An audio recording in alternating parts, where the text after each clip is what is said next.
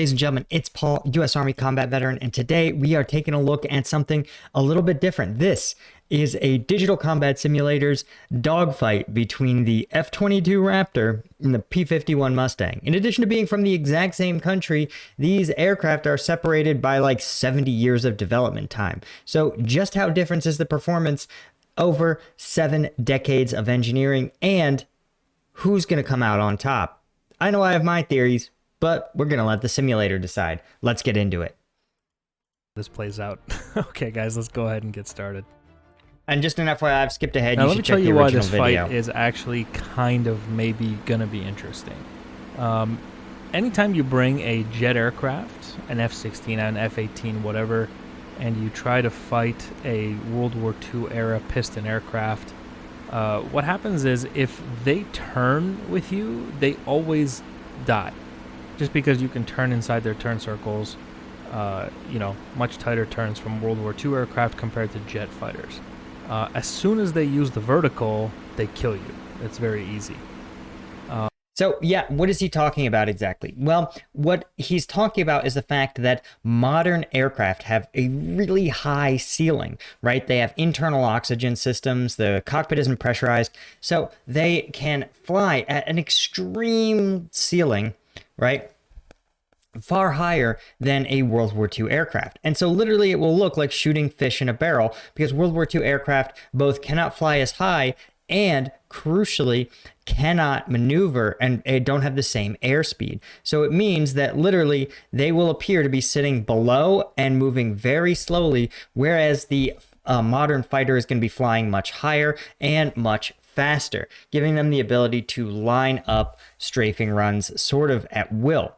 Of course, modern aircraft rely primarily on air-to-ground or air-to-air guided missiles that use radar lock or infrared lock to chase down their targets. The idea of using guns for an aircraft fight is a little silly. I'm not even certain that it's common even amongst sort of peer air forces, like, say, the Ukrainian versus Russian aircraft. I think even those aircraft-to-aircraft engagements tend to be characterized by the use of missiles. There's also something called Beyond Visual Range Engagement, or BVR.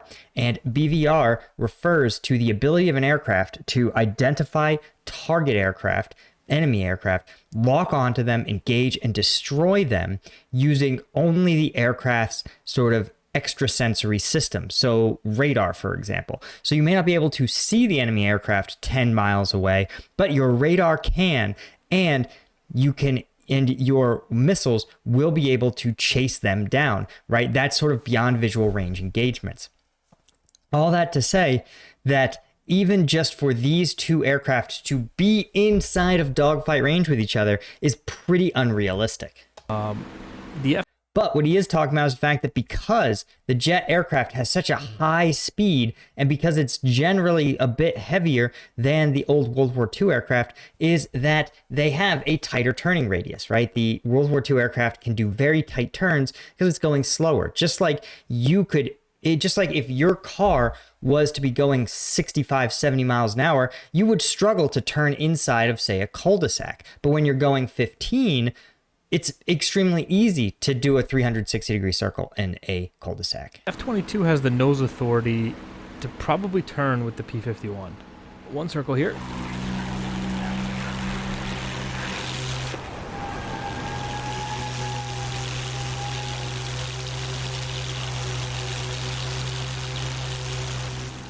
So everything I said kind of doesn't apply to the F-22.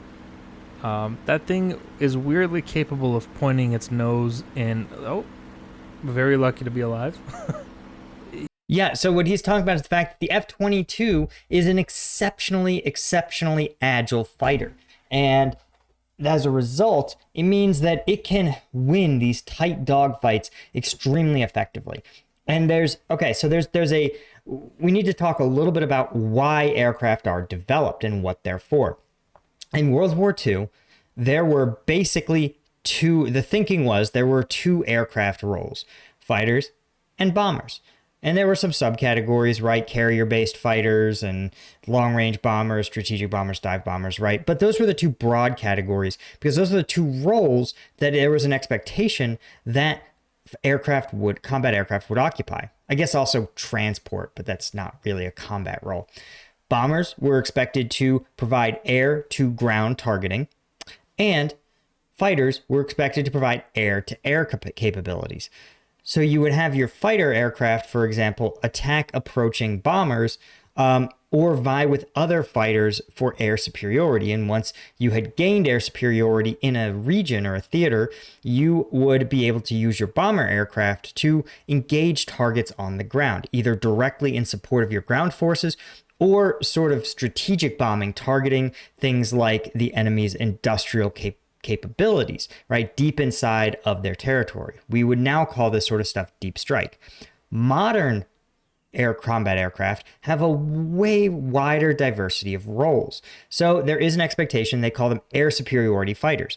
Air superiority means you're designed to kill everything that flies, right? And that's the case of the F-22. So it can take out other combat aircraft, other fighter aircraft, bombers, subsonic aircraft, supersonic aircraft, helicopters, everything. It's designed to be an air superiority fighter, that it is the best combat thing that flies.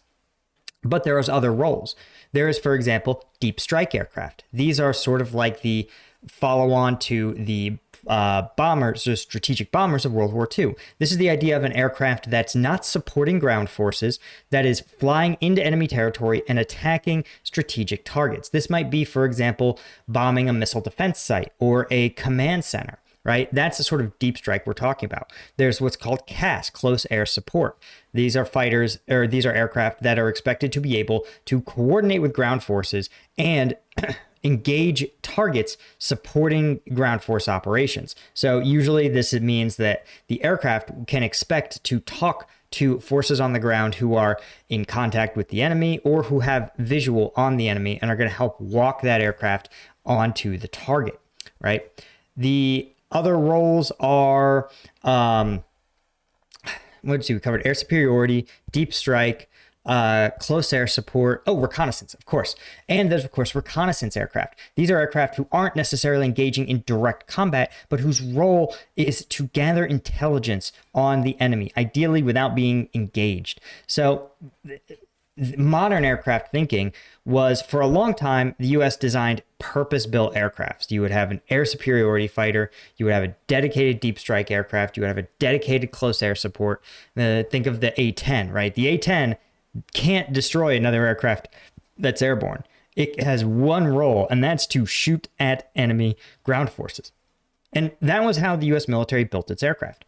But someone convinced them that they had too many aircraft and they were too complex to maintain, and that a better bet was to take all of these very different specialized roles and stick them in one Swiss Army knife aircraft. But if you've ever used a Swiss Army knife, you know that that corkscrew, good luck getting a cork out of a bottle of wine with it, because it sucks. You're better off just having a regular corkscrew. Good luck slicing anything with that little pansy pocket knife. If you've ever had a proper bushcrafter's knife, you know that the pocket knife just doesn't cut it. Good luck using those pliers on the Leatherman, right? They're nothing compared to a good set of pliers.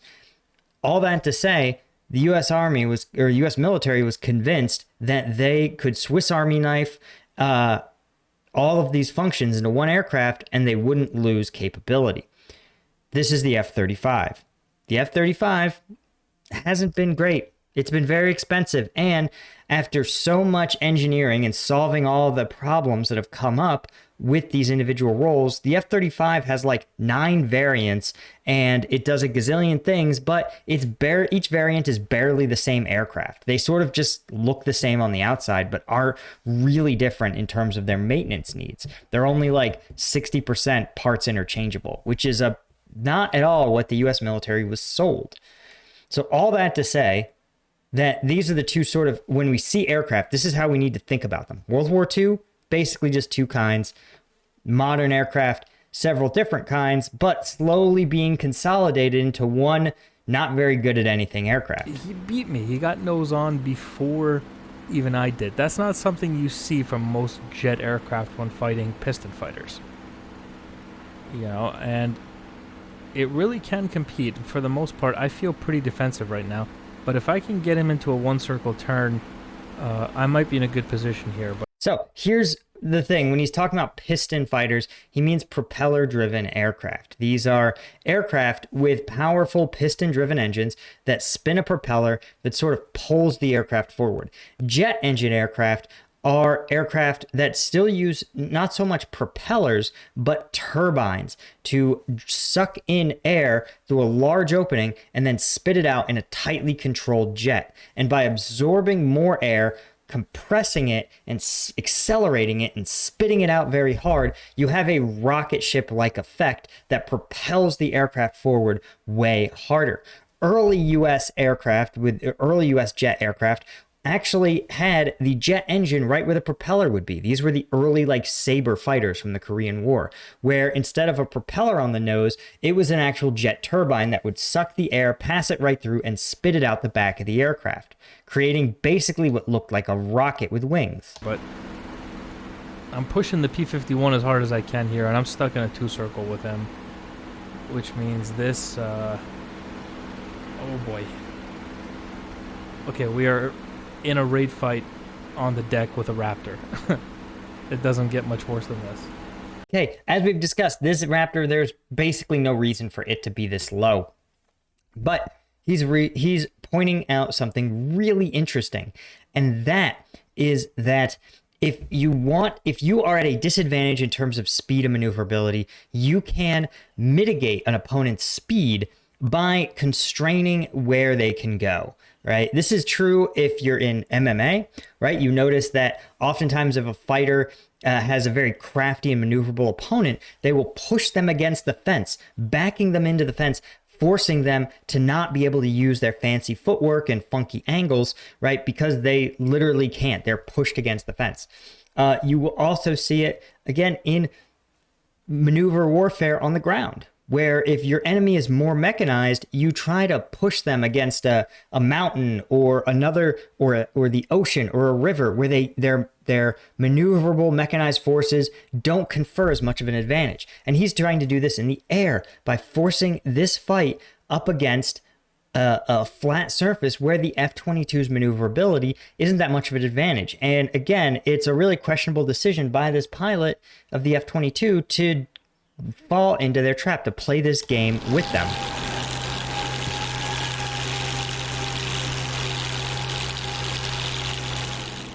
And I think what I need to do is just create enough of a challenge here.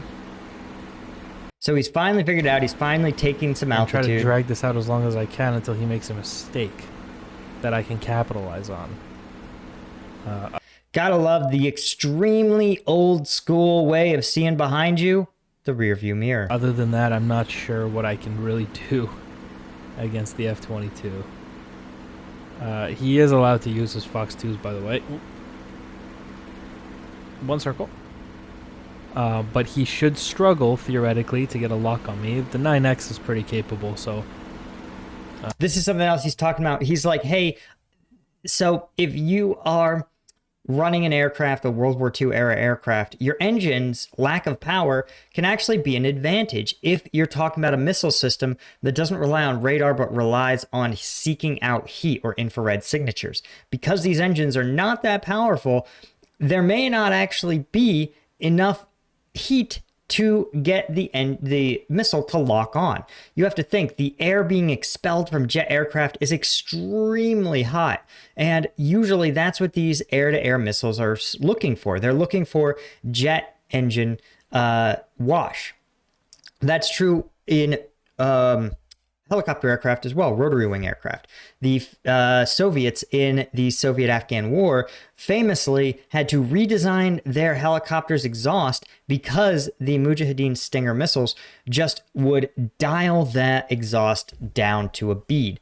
And the Soviets over time evolved their helicopters and dispersed their signature of their heat exhaust so that the Stingers had a somewhat harder time locking on and could be more easily confused with flares. I don't really know.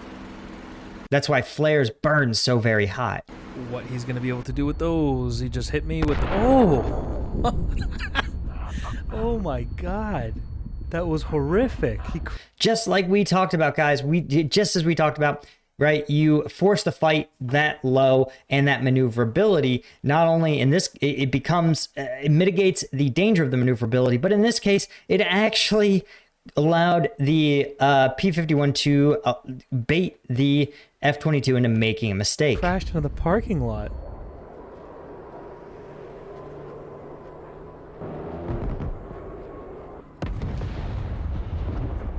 But the F-22 is damaged. Can he make it home?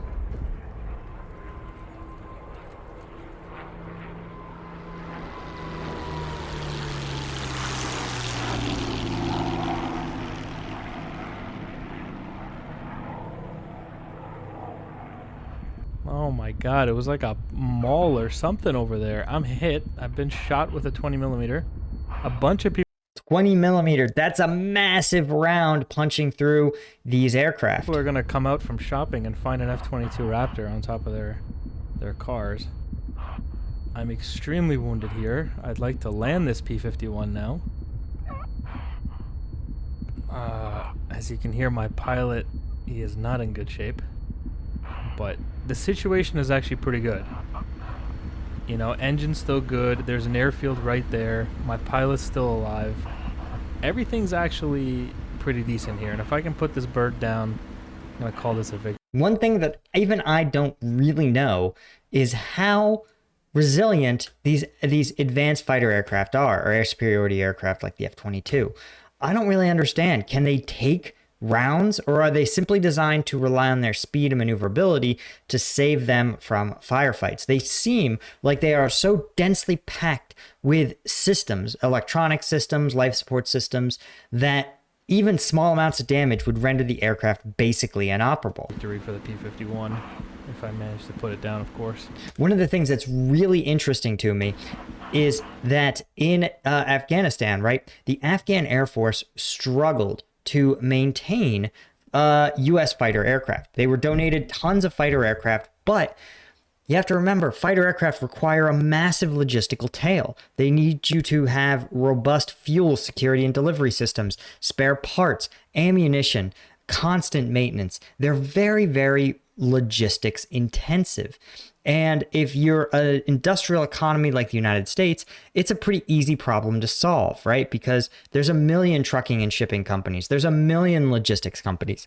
It's not a trivial matter. It's hard to do, but the requisite skill sets exist in your country to produce, ship, and install those parts.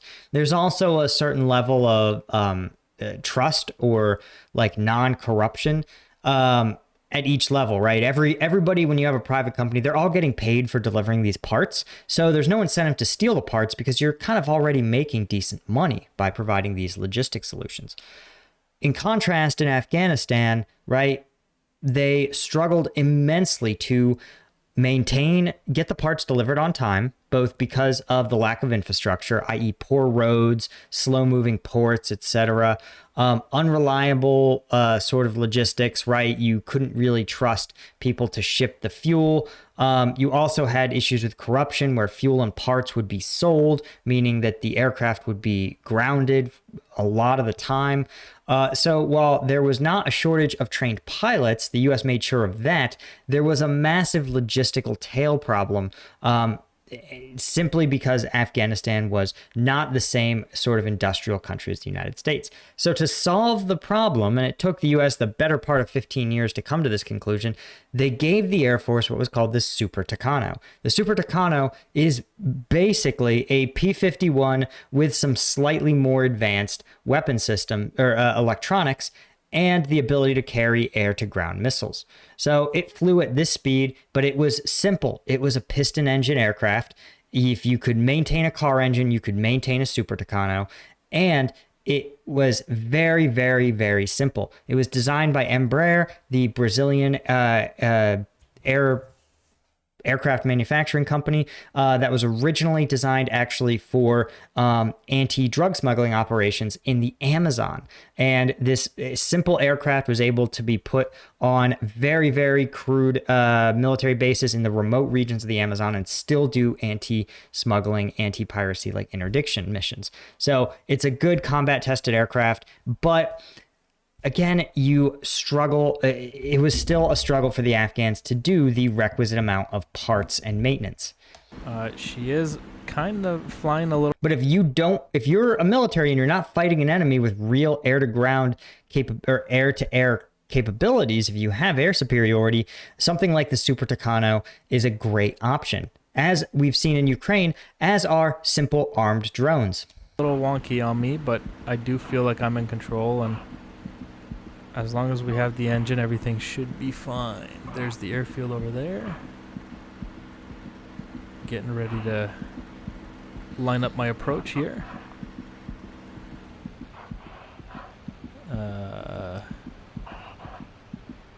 The engine's kind of losing power on me here.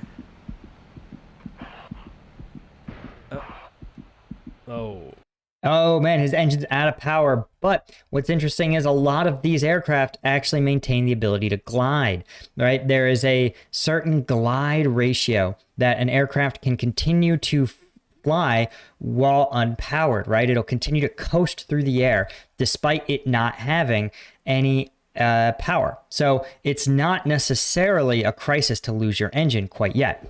That's not good.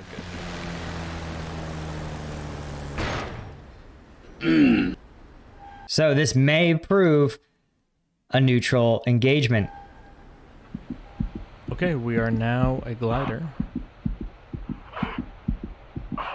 And I'm going to try to land this thing on. That's not wounded. That's how fast my heart would be beating if I had to land a P-51 with no engine. Runway over there. I gotta drop the gears at the last moment because I don't want them to create too much drag. Oh my god. Fall short of the runway.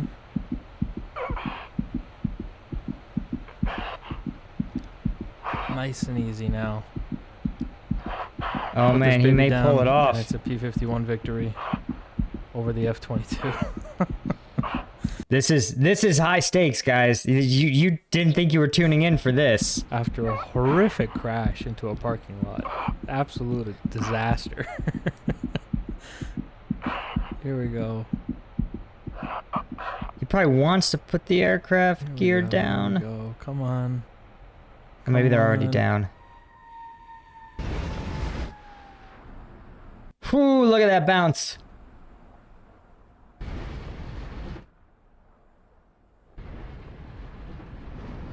So it seems the tail wheel or gear, whatever, is not out, as you can hear. That is the sound of my tail dragging across the runway. That is wild. I'm just tearing this thing up as I go. And looks like we're gonna survive this landing. Oh.